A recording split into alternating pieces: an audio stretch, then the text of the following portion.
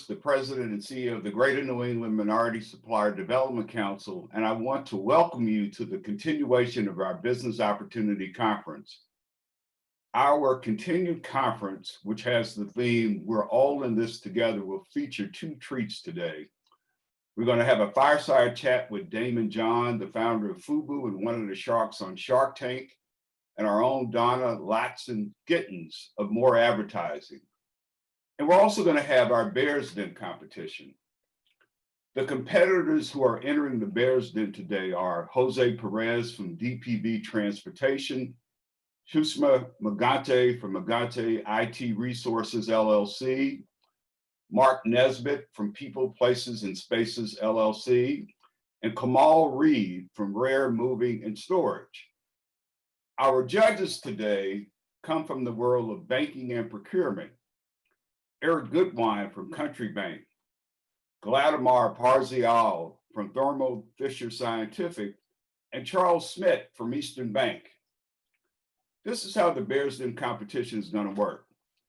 Each presenter will have 5 minutes to make their presentation. Then the judges will have 7 minutes to pose questions to each presenter. After the 4 presentations, the judges will leave us to deliberate and choose a winner. They will assess the presentations and answers based on 5 criteria: the business overview, the target market, the competitive advantage, the business model, and a bonus criteria will be whether the presenter discuss year-to-year revenue growth and/or measures to control operating costs and the impact those things have on the company's margins. Before we begin the Bears Den competition, Daymond John wants to give our presenters a shout out and some last-minute suggestions. So Daymond, Donna, the floor is yours.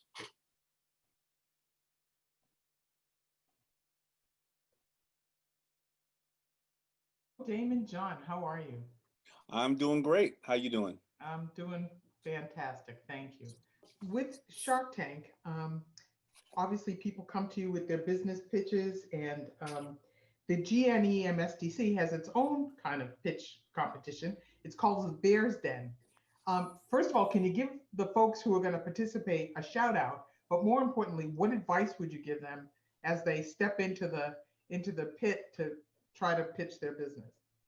Yeah, well, first of all, congratulations on trying to pitch the business. I mean, I think that we're pitching all the time, and I think being able to pitch to people as well as having good competition only makes you better.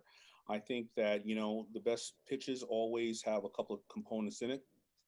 Number one, you tell the problem that exists and why you felt that you were the one who needed to take on this problem.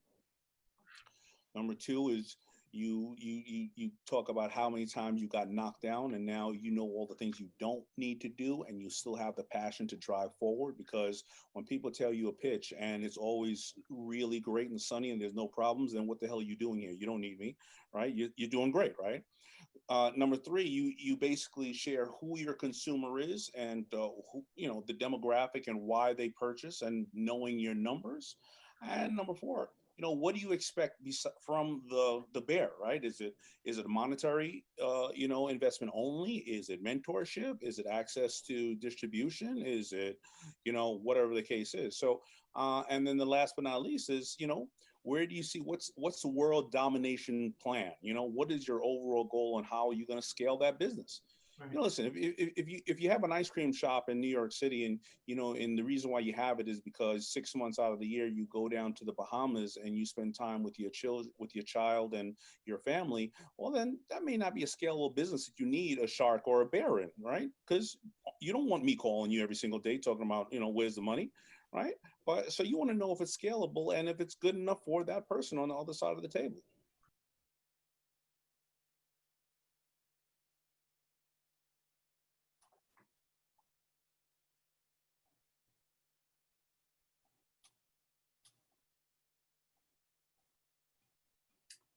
So Jose, the floor is now yours.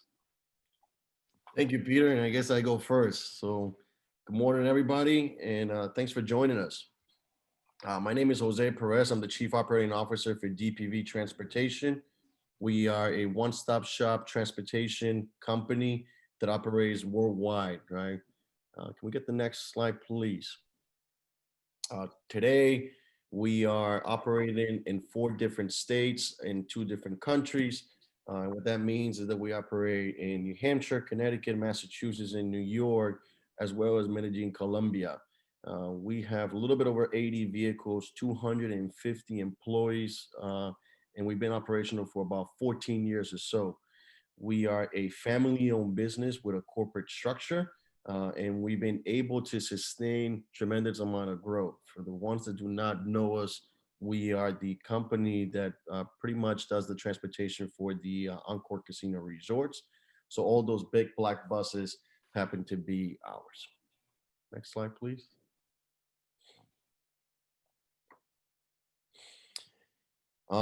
In regards of what we're trying to do today, and really what we're doing in regards of being different than our competitors, we are the first company today to explore electric vehicles. This is a vehicle that we were able to deploy in the Hartford, Connecticut with our partners there. We did not go CNG at this point. We went fully electric, 100% electric, which was the first electric vehicle that was owned by a private company in the Northeast area, right? Most of our clients today are corporate 100, right? This includes the Hartford, this includes Aetna, this includes Blue Cross Blue Shield, includes, of course, Encore Resorts, casinos, and hotels, as well as Lonza, Morgan Stanley, and so on. Next slide, please. Currently in the pandemic, what we're experiencing today, we are focusing to see if we're pivoting our businesses, right? Saying that we haven't been impacted by the current pandemic would be a lie. If any particular operation or industry got impacted the worst, it would be us, as well with restaurants and hospitality. The industry has been shut down for over 6 months now, and we have over 43,000 parked vehicles around our industry, right? We happen to have a little bit over 45 of those parked at this current moment. So what we are pivoting our idea currently today is to provide mobile testing. And the way this works is that you as a particular client, you show up and you says, hey, listen, I'm looking to get tested. Would you be able to come to my house? And at this point, we will approach the house, be right outside and pretty much do the test and give you a rapid results within 15 minutes, right? This is kind of new and different considering that most of the companies are not doing this. And in reality, what we're trying to do here is maintain our chauffeurs busy as well as our vehicles moving. Not so much about the interest of profitability, but so much about the interest of sustainability and being able to sustain our workforce as well as our current equipment. That way, when we return to the new normal, we should be able to resume our operation with the staff that we once had. Next slide. Once again, this is some of the customers that we currently deal with. But in addition to the plan that I just described, we're looking to do work directly with them because we feel that they have certain executives that they want to test on a regular basis, considering that they travel between states or sometimes different offices, and we'll be able to approach their offices and test them on site, which gives us an advantage over our competitors, and as well be able to be somewhat current of the current demographics of the business world. Slide. Next slide. Sorry. This is our entire company, so you guys can see we have a very diverse demographics. We've been very lucky and very blessed to count with such an amazing team, right? But the majority of us are African Americans as well as Hispanic. However, we speak 6 different languages among our companies, and we've been able to do things that not a lot of businesses have done. In 2018, we grew 100% all the way to 2019 by being awarded the Encore Casino contract. At that point, the company had single digit $1 million revenues. And then we were able to increase that to double digits, as well as to increase our workforce from 51 people all the way to 250, right? Also, we were able to open in New York, which gave us access to participate with two large corporations there, one Morgan Stanley and the other one Pepsi, which happens to be the new initiative that we currently are trying to deploy today. Uh, with that being said, our current expectations are to really manage our company in a way that is going to give us likelihood and liability for the next years to come. We have spent the last 7 months negotiating and talking to banks, pretty much trying to get the deferments for the next 6 to 9 months in order to be where we needed to be. The industry has suffered a lot, and we just need time in order to recuperate. Our expectations are that by Q2 of 2021, we will resolve our current issues in regards of usability and being able to have our folks on the road. But at the same time, we are being careful and tightening up our belt, knowing that the process of the shutdown could be delayed further. Right? Our overall goal today is once again to maintain our staff members, not to be a profitable organization, but to be at least a break even for this year, which this year we should be able to make a little bit of profit, as well as to be somewhat with a 2 to 3% growth of revenue from last year, which we never thought that would happen considering what was going through this particular year and experiencing the demographic distress that the company and everybody was going through. So with that being said, once again, my name is Jose Perez. I am the Chief Operating Officer and co-founder of DPV Transportation, and we'll love to have your vote and support going through this entire pandemic. Judges, the floor is yours. I'll start. Hello, Jose. This is Charles Smith. I appreciate that where you're trying to pivot to, and with the mobile vans and the mobile testing. How'd you come up with that decision? And are there any restrictions or anything like that would prevent you from being successful in that venture? Thank you, Charles. Thanks for the question. Reality, here's what happened, right? We're sitting around and we says, all right, we have vehicles, we have chauffeurs, and we have a call center, right? And when you start talking to healthcare and you start saying what's going on and what's your biggest issue, it says we can't get people tested quick enough, right? And not only that, we're trying to figure out how to do the contact tracing, right? I have a call center and I already have the people and I already have the vehicles. I says, all right, why don't we go to them, right? We have the vehicles, why would we not go to them, right? Another big issue that was happening, right? It's that the most common theme that we hear nowadays is that we get tested, right? And since we don't hear back from anybody, we go on the road and we go and have lunch and we go and do whatever we need to do and see more people. What happens in between those 24 to 48 hours is crucial because you're going to be able to contact more people, right? Versus if you get the results within 15 minutes at that particular point, you know exactly where you're currently standing, right? And you don't have to leave the house. We're coming straight to you, right? So looking at that particular idea, we decided to pivot and says this makes sense. The current constraints are, of course, being able to do this in a time where it doesn't impact us monetary wise. We are looking to deploy a ton of money and just to get us going. But we keep hearing that there might be a vaccine in the next month or so, which we all want a vaccine yesterday, right? But if I go and deploy $100,000 to this idea, I kind of do not want a vaccine right away, as selfish as that sounds, right? Until we start at least making a little bit of a break-even point. Corporations have taken a lot of interest into this, private equity firms as well, and especially people that are just individuals and that care of time as a commodity and not as a separate benefit or so.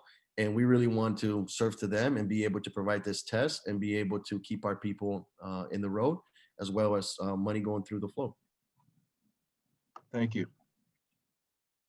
Jose, it's Eric Goodwine. Along the lines of this topic, is there any part of you that may be considering moving into this type of service? I give you kudos for making the pivot, right? So right now you're delivering the testing capabilities.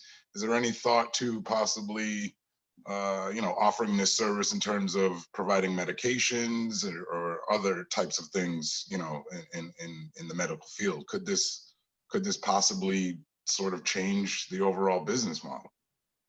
Thank you, Eric. Yes, we definitely are exploring everything, right? When you become an entrepreneur, you become a risk taker no matter where it takes you, right?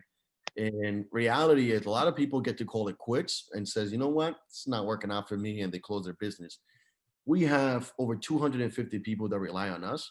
We can't afford that, right? So for us, it's saying, how do we keep people busy and vehicles moving, right? Granted, we have 86 units that belong to us and that we're personally on the hook for, myself and my brother, right? So at this particular point, is saying whatever gets the job done, we will do, right? Um, Here's what we have come across, right? We're talk to a particular corporation today where we're going to be doing campaigns out through the hot spots of the city, right? How does that work? So we are all from Mass, where I hope to think that whoever's here kind of knows where we are. Uh, the hot spots are unfortunately under the disadvantaged communities, Revere, Lynn, Mattapan, and so forth, right? And what we're looking to do is wrap the entire bus, right? And drive around in circles, right? With the current message that says, stay home, stay safe, right?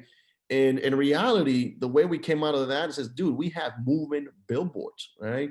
When we see a 53-footer bus, that is not a bus, that's a moving billboard, right? That's a sign. What we call it is sue me. For other people, it says market me, right? So now we're going to start marketing with speakers and all this thing and saying, stay home, don't do it. But it's a great idea. You can't miss it, right? You can't miss a 53-footer bus, because when I tell people, do you know DPV? They says no. Do you know the black buses from Encore? Oh yeah, we see them all the time with the big flowers. Exactly. That's my point. Right. So Jose, I have a question for you, and I have known you for a bit now, and I commend you. You've always been able to switch your model to fit the needs, and that's great. I'm very surprised of all this, and I'm very happy to hear that. Um, that we have a question in the Q&A, and it talks about, considering also delivery services, which is, I don't know. I know you have high-end cars too. I know your business model is not only buses, but you also have luxury, sedans that take people from the airport or from here to there. Someone in the audience asked if you have considered delivery services. correct. We're talking to UPS. We spoke to Amazon. There's a big cost factor here, right? Boss trucks, and my friend Kamal could speak a little bit more to this later on. There are probably, a fifth or a fourth of the price of what we pay for a bus. We're paying $600,000 for a coach, right? So it's very expensive to translate that into actual cargo, right? I think we're exploring more of the options of doing medicine, right? Another provider that we spoke to, right, in healthcare, we are actually looking to see how we do flu shots, right, and how we do vaccinations into certain particular areas, right? Because one of the things that I was speaking and I spoke to one of my counterparts here is, let's pivot in a way where we make our vehicles the testing site, right? Instead of having people go to these testing sites, we come to them, right? We all have our little hubs. Think about Dorchester, we have Dudley, right? Think about East Boston, you have the Plaza, right? And we all have all these little known areas around our communities that we can start parking these little hubs, right? Mhm. If it's a box truck, if it's a bus, whatever the case be, if you put it out there, has enough marketing and people are knowing, you could mobilize the actual solution to their needs and not the other way around. And that's what gives us the advantage, right? Because we're able to come to you, right? Another thing that we were able to be successful was to technology, right? We have state-of-the-art mobile applications that allows you to know where the vehicle is at all times, right? You get text messages, you get all this information. So, back to your point, if we're doing data or if we're doing medicine or cargo, whatever the case may be, we're able to synchronize technology and transportation very quickly to serve the common goal. And I'm very curious about the protocols that you have to follow to ensure that it's disinfected. I mean, how is that impacting the budget too? Because they're probably more expensive. You need to be more thorough. You may need to outsource some of it. How do you deal with that? So in reality, there's a big compliancy issue here that we need to get through, right? So just to get someone in a vehicle for a day on PPE equipment, we are spending about 35 to 40 bucks per day, right? This is without taking into consideration the lights that are in there that pretty much shocks the entire vehicle once the people leave to clean, sanitize, right? Oh, We use another program called Pure Zone, which actually doesn't allow bacteria to sit within 365 days. Full gear, shield, mask, gloves. I mean, the entire knot there. And then I saw through one of the questions there. This is the great way where we actually partner with a particular corporation, and they're looking to donate us a bunch of PPEs, right? So they're saying just donate them. It's cool. that was a good question. So Jose, judges, thank you for that great presentation. So let's transition to our next presenter, which is Sushma Magante from Magante IT Resources, LLC. The floor is yours. Thank you, Peter. Thanks, everyone.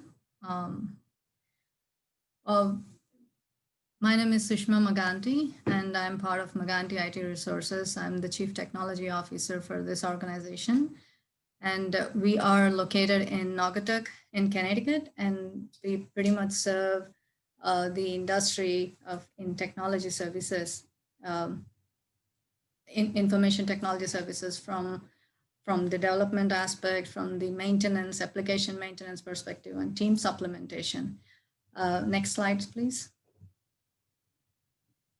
So having said that, we are a full service IT partner from startup and even the global brands, creating, basically highly digital, impeccable digital solutions. And our teams are basically capable enough to deliver solutions more on the mobile and web and enterprise applications. And we tend to work in more of the cutting edge technologies, and that gives us the advancements in the digital solutions where the newest approaches of having the applications built. So basically, if I have to say, you can basically do the digital transformation. You can reimagine success in new ways with that. So next slide, please. So how do we operate? These are our core fundamental values. Based on this, we tend to work with our clients. The basic qualities is always about our quality, our value, and we are a diverse organization, basically with the minority and women based. And that's our pride, actually, to being in a more stronger information technology and women being playing a bigger role in our organization. That's an added value for us. And we have a team of people who really come up with fresh ideas when it comes to the challenges. When it comes to the challenges, what I meant by that, we tackle with different domains. One is in the manufacturing, and we do especially work with the transport management systems. And we are not restricted to operate within the US. We are a global company, but in majority right now, we do operate within US and in India. So we do have products built, geared towards the US industry and as well as the Asian industry. So that is our current work. And one of the core values within the teamwork is because as the information technology, we are very virtual. Our team is located in all parts of the country, and as well as in different centers in India. So we have remote work locations, and with pandemic in place, everybody is remote, and that is really an edge being in IT for us, and being able to bring everybody still being remote while getting things done. So that's our core values. And we also come up with the best affordable solutions and within the budget for the clients. Next slide, please. So these are some of our recognitions currently, and some of them we are working towards them. We're a certified MBE, and we are also an ISO 9001 company, especially with respect to the development, application development part of it. And we've been recognized one of highly recommendable on Alignable. This is one of the local network. And we are working towards WBNC certification as well. And we also work on different clientele projects. When we say clientele projects is, as I said, we also provide contractors and the consultants to Fortune 500 companies. We have these consultants working and solving their problems in the healthcare industry, in the finance, and especially in the banking. So these are our strengths. So next slide, please. So the market opportunity, maybe click next, Mark or Matt. Yeah, why work with us, right? What is the opportunity that we found? We are a niche in team of people, because when I say niche, the reason is because we have a tremendous experience in cloud. When we say we do have architectural experience in establishing all the cloud services, more in the Amazon, AWS, and Azure, and even the Google Cloud space. And also we have the team of developers who have the niche in the latest technologies, more in the full stack developers, when I have to say. So we don't wear one hat, we wear three hats. If the person who is working with us wear really three hats, who can be a developer, who can be a DevOps engineer, and also who can be a cloud person who can deliver some of the tasks. So we end up doing multiple tasks. So that's the advantage of bringing the quality of the big implementation firms. Even with our small organization, we tend to be creative and also be very responsive in delivering our solutions. And definitely we are definitely operate in a quality of operate in the quality of headline firms. So, and that is our strength, where me having 20 years of experience, and many of my colleagues who have majority of the 20 years of experience in this technology services, we understand the core problems that have the business operations do have to bring the technology optimizations into the picture. So that is the added value that we bring, and this is the opportunity we found. There is a big gap for the startups and the global brands. Next slide, please. So as I said, these are the services that we operate in and deliver mostly in the web and mobile applications and in the enterprise applications. So we do have security services and team members who does the penetration testing and the perimeter testing.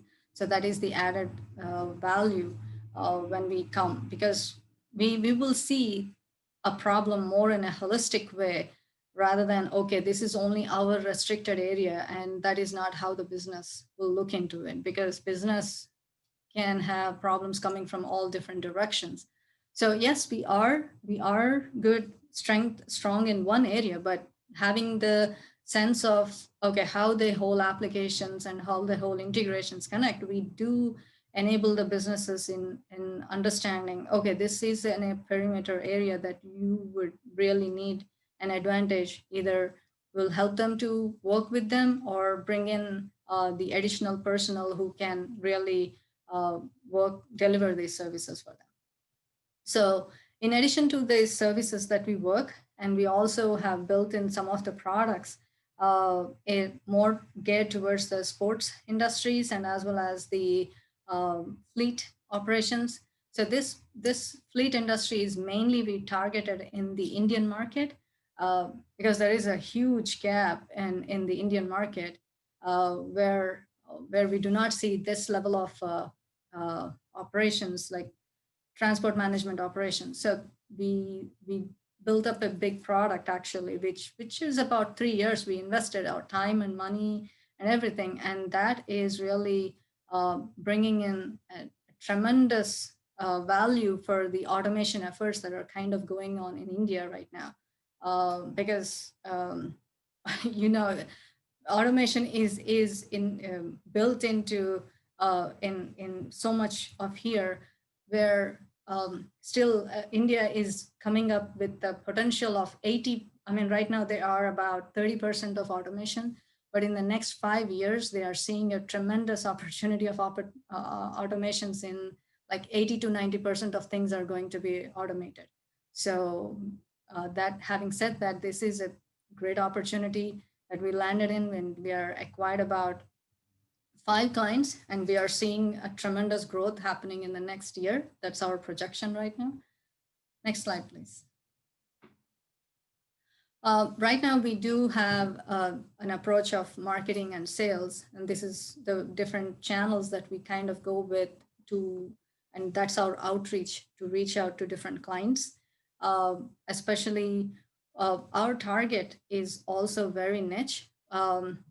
One of the areas we tremendously focus is in the manufacturing and especially in the sensors industry, because we are working with a couple different clients in the sensors industry right now. They're completely onshore, and we do support them from e-commerce to Oracle applications and their Azure cloud operations and everything. So it's an end-to-end one vendor shop. That's how we operate with them. And pretty much that helps us align us with them to really strengthen up their businesses, being a one-stop vendor. That because we integrate into many different engagements in their business, so that gives us a bigger picture on how to establish their business and grow as part of their plans. Next slide. So our revenue model is driven based off of these services. So we are in business for past 17 years right now. So we've been growing, and we definitely have grown from, we have seen growth from in $1 million and up to $7 million. And actually, we are seeing growth which is coming with our development services right now. And we are continuously growing in and enhancing our reach into the Fortune 500 companies, especially for the team supplementation, because as I said, we have a strong hold of these specialists, and they are extremely good in what they are. And they know, as I said, they come up with the fresh ideas with their consulting, with their problems on hand. So 1 minute left, please. Sure. So that's how we are engaging with our team. And that's how we build up our revenue model. Next slide, please. So as I said, our roadmap is basically to an expansion into the Fortune 500 companies, and also strengthen our niche markets in the manufacturing, healthcare, and finance, so that we can build up our revenue model. Next slide. This is our the largest pillars of strength that kind of drives us to do where we stand right now.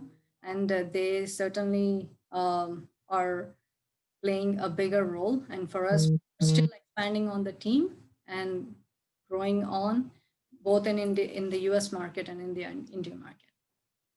Thank you. And I really appreciate being part of this conversation. Judges?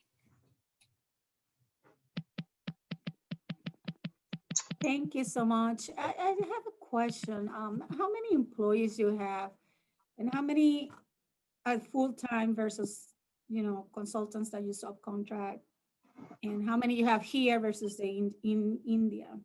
Right. I mean, we do have about 100 employees, and out of the 100 employees, we have about 45 employees, and we 45 employees in US, and we have the rest of the employees in India. So as I said, we have different remote locations in India where different teams work on different projects. Some of them are in India based, some of them are completely US based that support them. And we do have all the securities in place, physical securities and network securities in place to support that level of work. And just a follow-up, you are able to support a global operation? Pardon? You are able to support a global company? Yes, yes. Actually, one of the clients is Thermo Fisher Scientific. I was going to say, and actually, I'm very interested to talk about specifically in manufacturing, because I have not heard much about it in the IT world. So if you can just give me a quick example, I don't want to take over the conversation, yeah. Eric and Charles, sorry about that, but just a quick example. Right. I mean, especially the manufacturing industry, there is a lot of potential. I mean, we do support the manufacturing companies more in the e-commerce platform and building the custom e-commerce platform and then integrating into their like ERP systems, whether it is SAP or Oracle, and also their logistics, so that helps them to do their business. So their source of truth still stays with the ERP where their core content stays, but the e-commerce is more of like the branding, like SEOs, and as well as enable the web customers to place all the orders. And these are not regular e-commerce like single product items. These are more about basically highly configurable products. Thank you.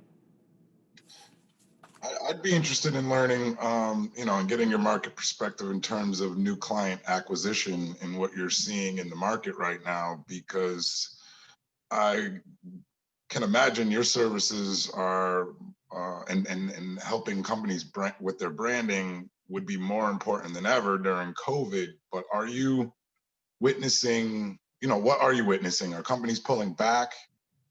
Trying to preserve cash and just try to figure out, get through the end of 2020 and try to develop plans for 2021. What are you seeing in your market right now?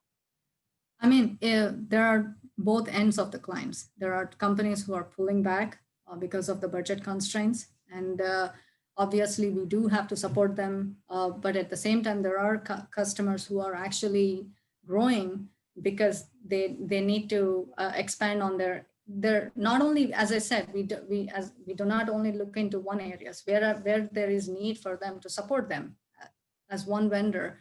We tend to work with them, and especially some in the manufacturing industry, they do have a lot of need because robotic process automation is an utmost needed, because they would need to gear up their processes much more efficiently and effectively so that they can operate much, even with a less number of personnel, or even to support a good amount of in-surge of requests coming in. Even during the pandemic, we have to support them. So that's what there is fluctuation. The pandemic is certainly affecting even the technology, but I mean, in good and bad ways. There is plenty of opportunity that we really are trying to reach out to different clientele from different aspects. Thank you. Thank you. Final question, please. Oh, I see Peter called time, so I just wanted to thanks Shuzma for her time. I don't have any questions. Thank you. So thank you. Thank you, Peter. Thank you. Our next presenter is Mark Nesbitt from People, Places, and Spaces. Mark. Hi, I'm Mark Nesbitt. I'm President and CEO of People, Places, and Spaces. We're a preferred Hayworth commercial furniture dealership, providing commercial office furniture with design, delivery, and installation services. Hayworth is one of the top 5 manufacturers in the world.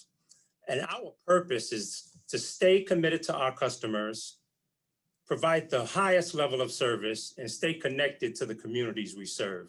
I'm truly excited to be here and share my story.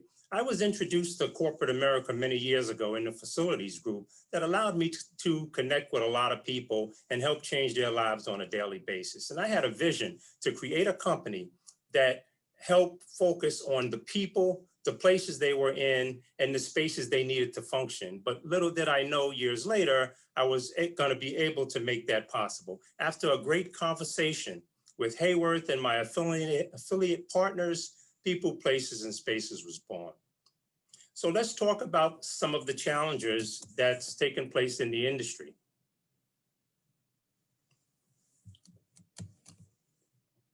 Next slide, please.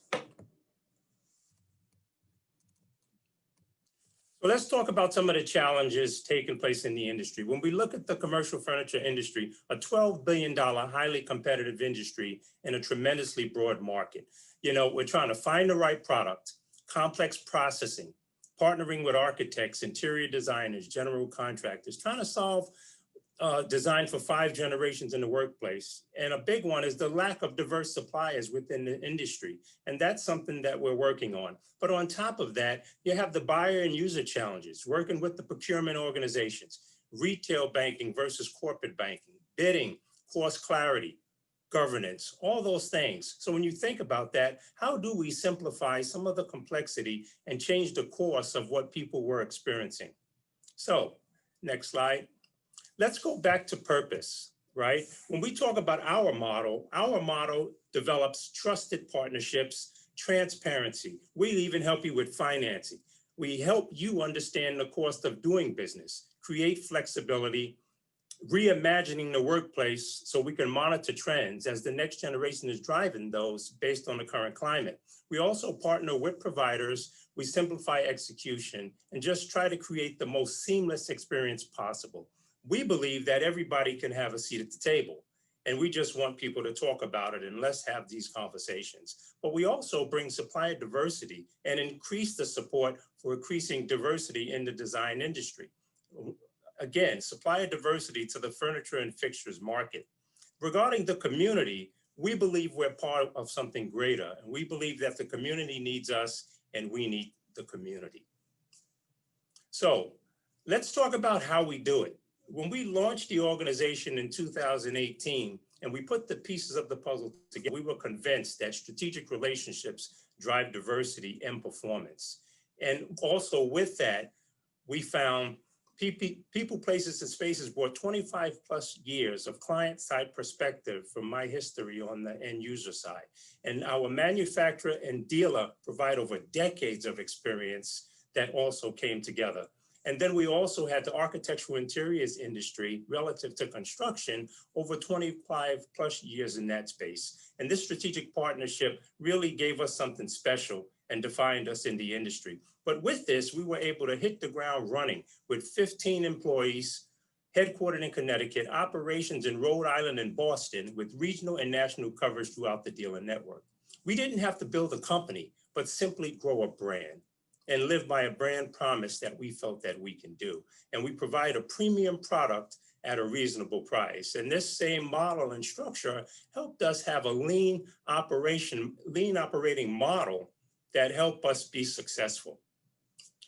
So just talking about some testimonials, we had one customer that were having some challenges within their organization with their existing dealer. Next slide, please. And we had a conversation with them, And the programming conversation was basically around helping understand what the challenges were, what were the successes. Through that conversation, we were able to diagnose the challenges that they were having from a client-side perspective, already having experienced some of those challenges. And with that said, we noticed that their cost-effective price was not matching the level of service. So we assembled a team, we came down and presented, and they liked it. They saw things that they never saw before from a dealer. They gave us an opportunity, and we're thankful to be supporting them regionally and nationally at this time. And another one relative to the community. We partnered with a nonprofit organization that I've been involved with for many, many years. And we introduced the Hayworth Work at Home program that we felt would be a perfect time during the current climate.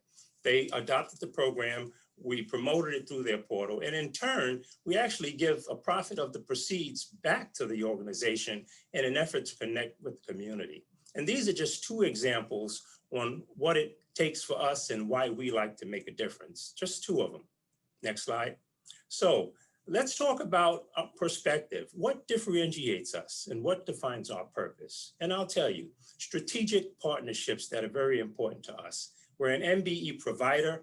We assist corporations achieve their supplier diversity goals within the furniture, fixtures category, and also in architectural interiors category. We reimagine these conversations in the built environment to help organizations be successful. We have regional certifications. We have many diverse board affiliations. We maximize our relationships and our resources to create value-add solutions for companies. We are more than just furniture, but more importantly, we're a proud member of the GNE MSDC, and that's something that we're proud of. So lastly, in summary, next slide, please. Why invest in people, places, and spaces?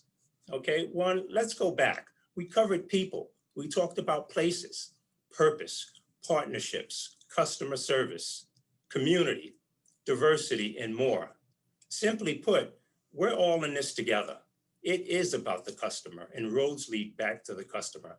Our passion to purpose is not what we do, it's how we do it.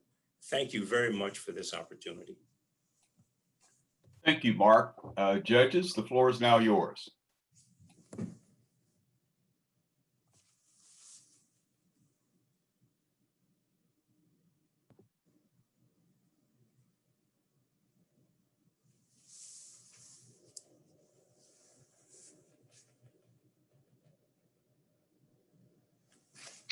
Mark, given the current climate, right, due to COVID and a lot of offices being shut down, and you've got the work from home situation at a lot of institutions and different corporations, are you seeing challenges in new client acquisition, due to the nature of your product? Yes, we are. Yes, we are. And the industry is a little challenged by that at this time. But that's where we're looking to add value in different ways, because a lot of companies are looking, they're gonna come up with a blend of work from home and the functions that need to be in the office. So there's a lot of return to work programs taking place that we're working with companies with now, so they could at least have an understanding about if they wanted to bring people back to the office, what would that look like? What experience would they have? Will they have the autonomy? Will they feel safe? Will they be secure? And will we have the right solutions that would help them have the experience that supports this current climate? Okay, and along those lines, right, this whole experience that we're all going through may have changed the entire paradigm of coming into the office, even beyond COVID, right?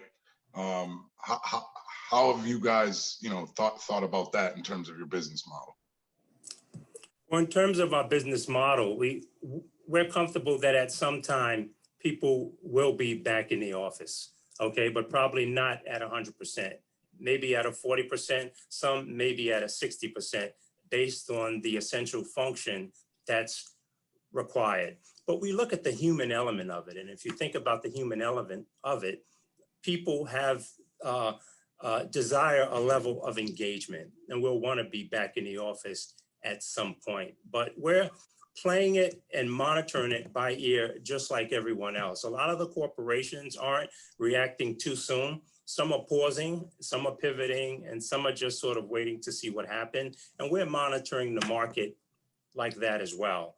Okay, but we want to be there. We want to be there for our customers, and we want to be ready when they want to react. And what we're hearing in the industry now is that companies are anticipating coming back, but when they do, they would enjoy for their employees to have a different experience within the workplace that can make them more effective, more diverse, inclusive designs, creating a higher level of engagement, and giving our employees just an experience that they could be satisfied with.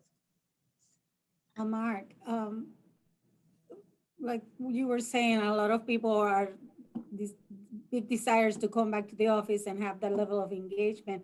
People that do what we do, that's really important. But that may not be possible.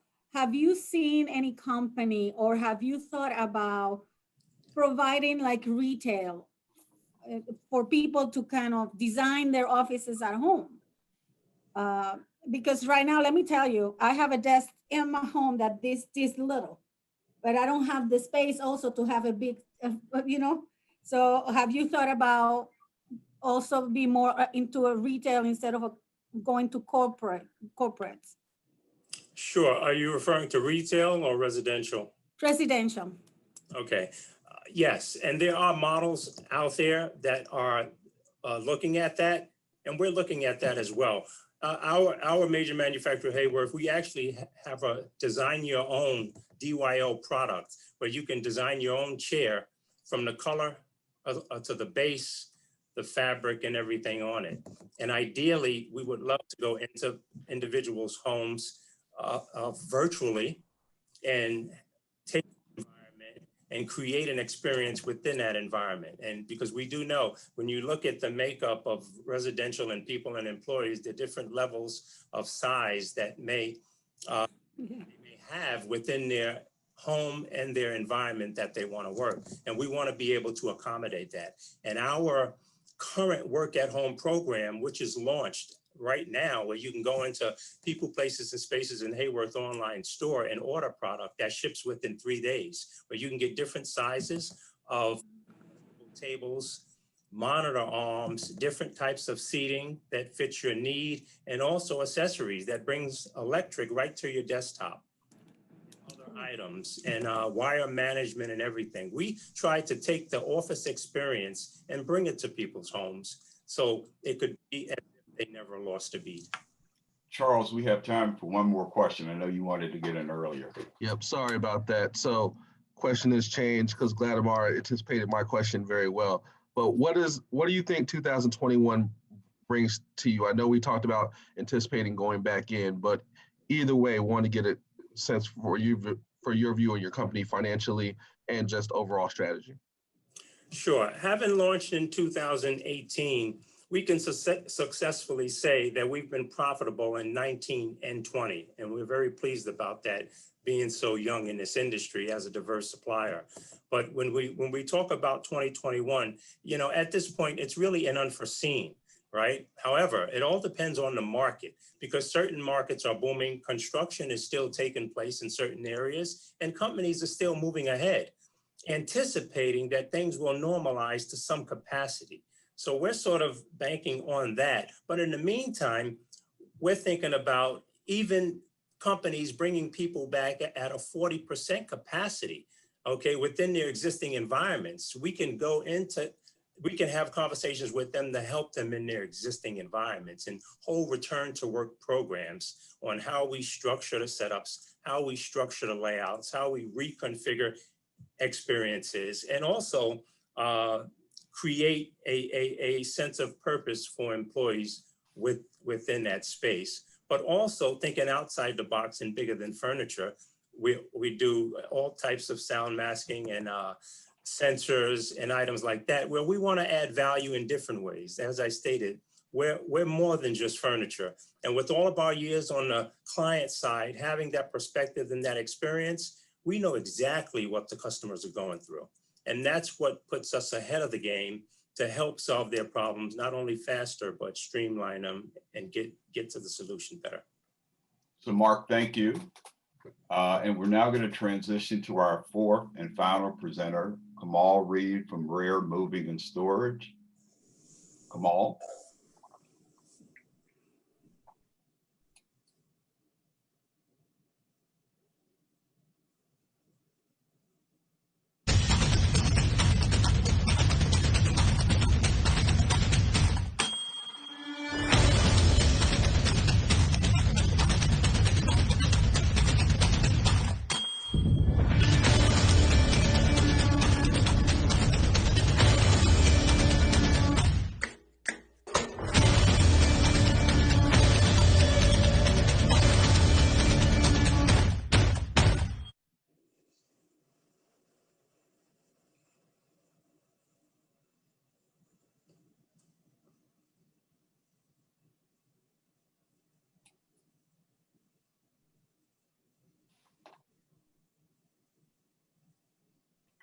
Morning, everybody.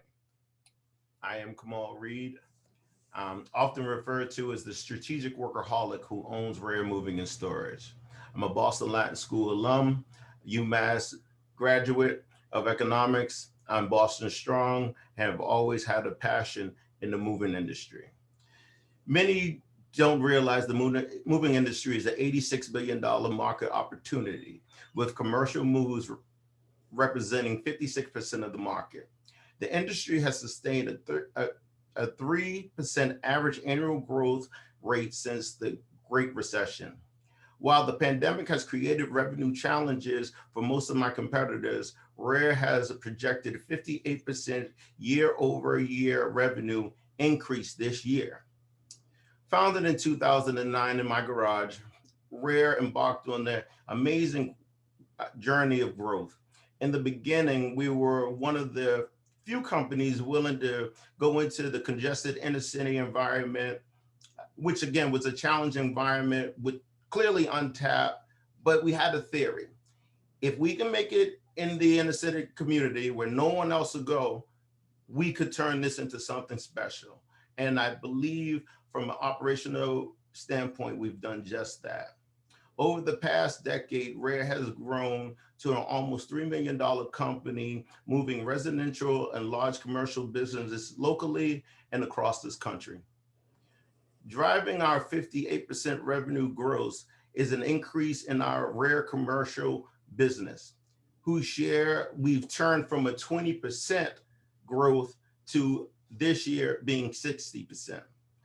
Our target audience includes corporate offices, healthcare, biotech, retailers, higher education, housing authorities, and many needing relocation or facility reconfiguration services. We attribute our success to a special company culture that fosters on celebrating teamwork from the top down. Wendy?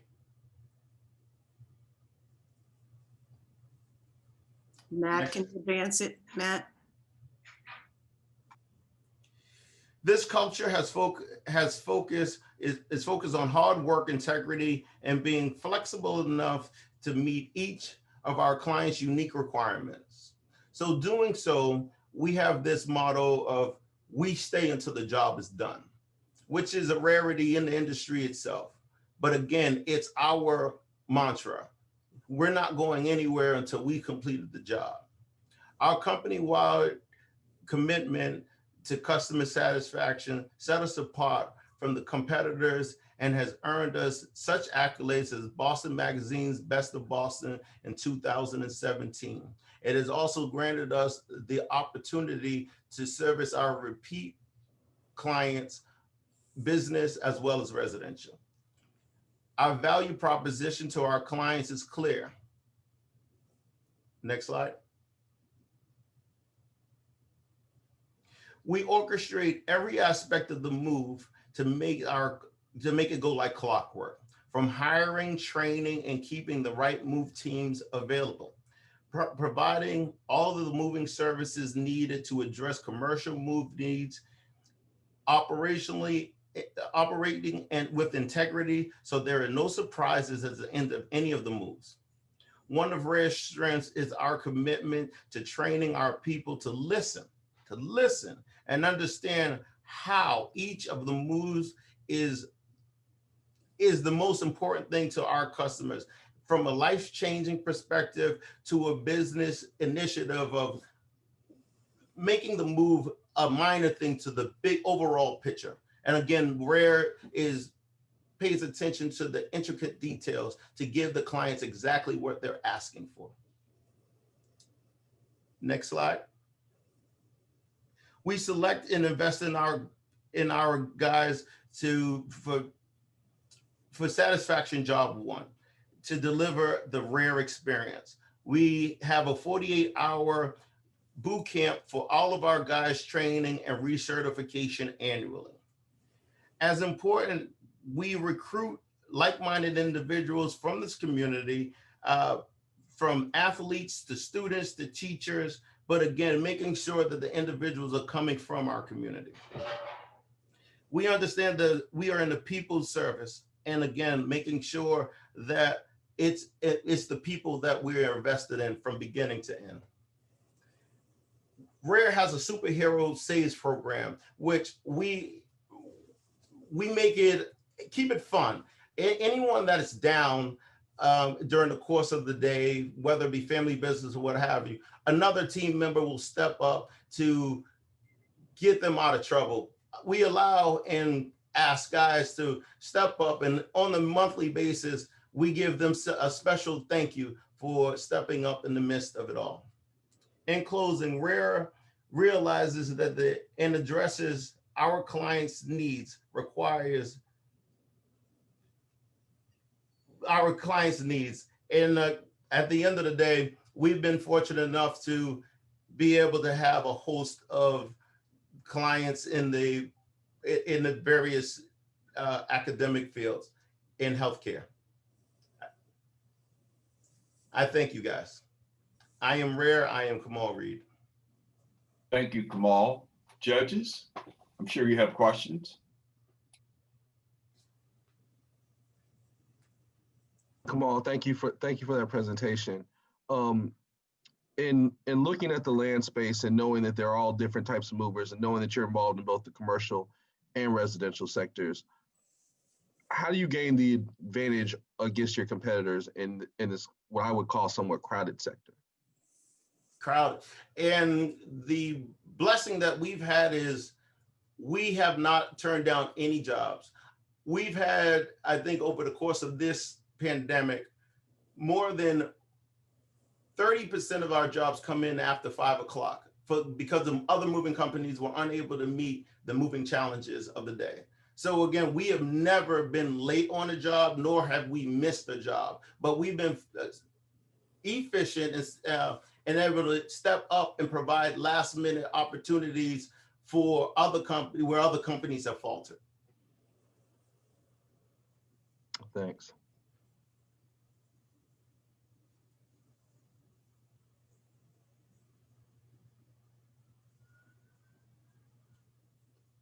Are your employees union or non-union, or a mix? So we are non-union employees. Well, I'm just curious, how were you able to break into the commercial space? We were fortunate enough before the pandemic started, we actually started to put in bids for the housing authorities. And from the putting in the bids for the housing authorities, we were able to secure 3 before the pandemic hit. And then clearly, once the pandemic hit, there was going to be a need for the universities, the kids to come out of the universities, but the universities needed to get out 40% of their existing furniture so that the kids were no longer able to congregate in those areas. So on a storage standpoint, we've been able to gather 2 different additional spaces to appease all of the clients that we've had. So we've been fortunate, as the pandemic has hit, to be able to appease the need and demand that presented itself. And I have a question totally unrelated to this, but I'm fascinated by the market. How is it going? How is your residential moving part of your, your company have experienced increases this year? Because it seems like the market, at least in Massachusetts, is extremely hot and people are moving. Well, and again, paying attention to the trends, and I'm grateful to be an economics major. So the moving industry sees the trend 2 to 3 years prior to everyone else, to the rest of the industry. And the beauty here is there was something looming. So the market is absolutely hot, but everyone's moving from the inner city to the suburbs right now because of getting away from the congestion. Yet the people in the suburbs are becoming are moving to Florida or the warmer areas, which again creates a demand and a need to transition. I think. Well, with that said, let me ask this: you were able to you're one of the companies who were able to thrive in this pandemic. Kudos to you and yours. With that said, looking in 2001, when we look to be out of this, you can see continued growth for your company or lower demand. What are your thoughts around that? No, I think we're only scratching the surface, to be honest with you. As I go across the country and we're doing jobs, again, our interstate market has increased 40% from the year before. So again, we are making connections with other awesome movers in other states, and again, making that those transitions. But again, I only see us as projected to do well going forward.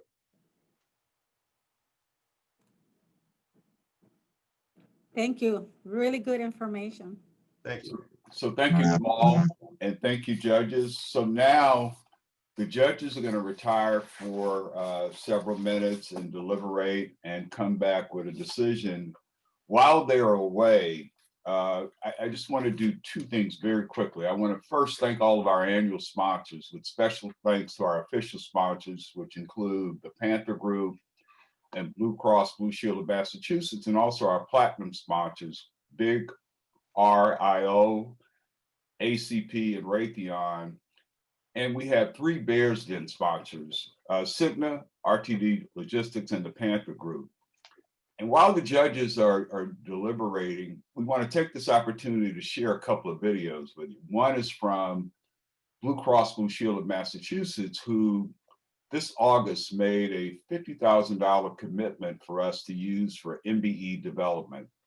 And so we're going to use that grant to really build up what we thought was a pretty good MBE development program, make it even better. So let's share that video, and then we're going to share another video that just discusses the economic impact of the work that the Greater New England Council does.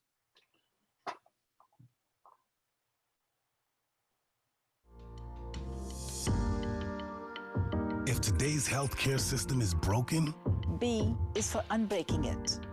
If the problem seems too big, B is for beating it. if there's a worry left unspoken, B is for being heard.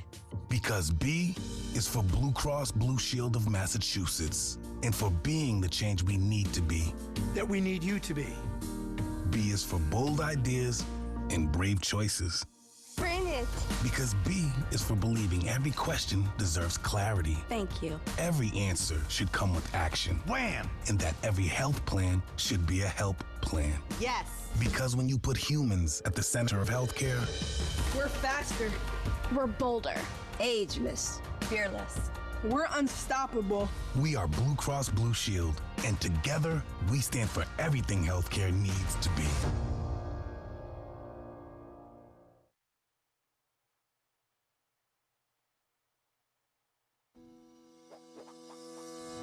GNEMSDC wants to change the conversation about and the perception of minority-owned businesses. The universe of minority-owned businesses is not monolithic. While some minority-owned businesses are new, small, and struggling, Many minority-owned businesses have size, scale, and financial strength based on revenue, cash flow, and jobs. Minority business development reduces the racial wealth gap and makes communities throughout New England stronger. With the oversight of our board of directors and the dedication of our committed staff, GNEMSDC's platforms, events, activities, and programs promote minority business development and economic inclusion. For over 45 years, GNEMSDC has been part of a national network that has added value to corporations' supply chains and increased opportunities for the minority business community. GNEMSDC certifies businesses as being minority-owned and controlled. We connect corporate partners with MBEs to facilitate commerce. We create pathways for smaller MBEs to grow by creating and promoting opportunities for them to sell their goods and services to larger MBEs.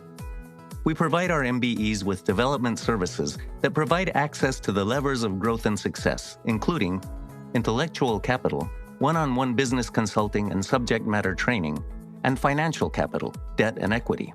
These services are funded by annual sponsorships from our corporate partners and our MBEs, as well as grants from the New Haven Foundation and the Massachusetts Growth Capital Corporation.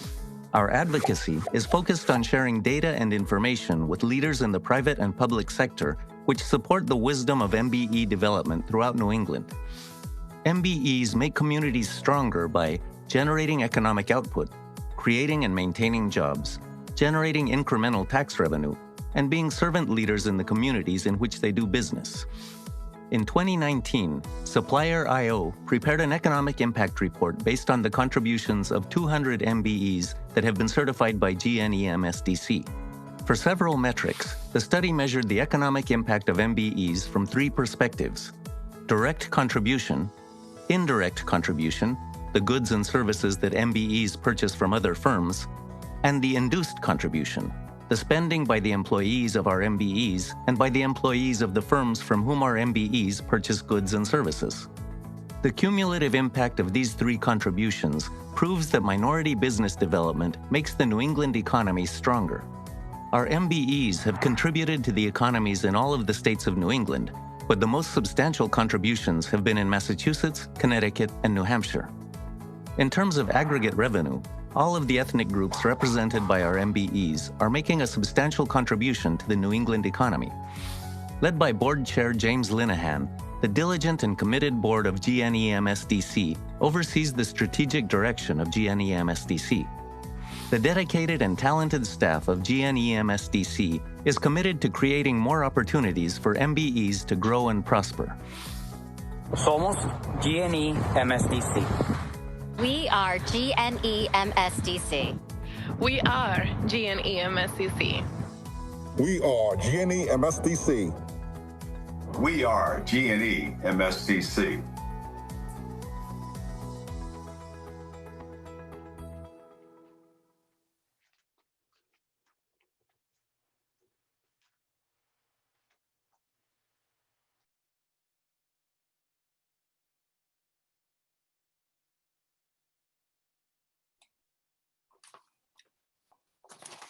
So the judges are still deliberating. So let me take this opportunity to just introduce the next phase of our proceedings today. We're going to have a fireside chat with Daymond John and Donna Latin Gittens. We all know Daymond Johns from Shark Tank, but many of you may not know, before he joined the Shark Tank show on ABC, he started FUBU on the streets of Hollis, Queens, built that into a multi-billion-dollar company, and has had an incredible career doing that. And Donna is one of our own certified MBEs. She's the founder and CEO of More Advertising. She started More in 1997 at the height of a very successful career in broadcasting. She decided she wanted to use everything she had learned to create a new form of advertising, one that leveraged the power of media to affect much needed social change. So Donna is one of those MBEs that we talk about that really is a servant leader. She generates economic output. She creates and maintains jobs. And she was actually one of our first Bears Den winners back in 2014. So once the judges announce their decision, and just so everyone knows, this is not just for bragging rights. There is a monetary prize that will be presented to the winner, and that prize was funded by the three Bears Den sponsors I mentioned earlier. And I'll hasten to add, two of those Bears Den sponsors are MBEs, RTD Logistics and the Panther Group. So I see the judges back. I am going to mute my mic and let them take the floor.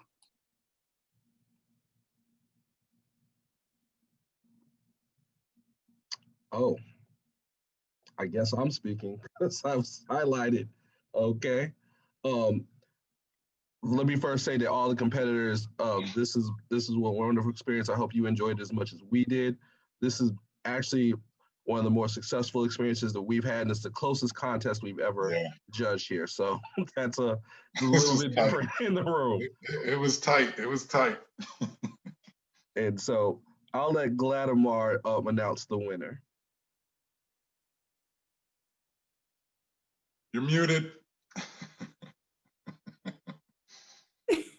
The winner is Jose Perez in DPB.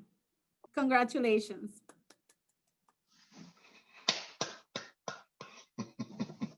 Thank you. Of course, I was muted.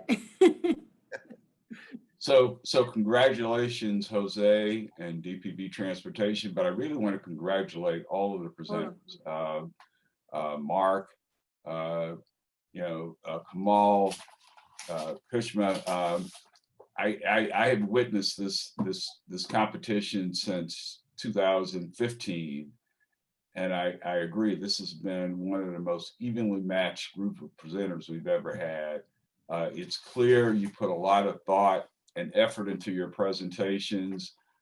It's clear that your companies are well managed and well led, and you really make all of us on the staff of G&E MSDC and all of us on the board very, very proud, because you are what is going to make this economy stronger, and we thank you for that. So thank you to the judges. Thank you to Gladimar. Thank you to Eric. Thank you to Charles. Great job.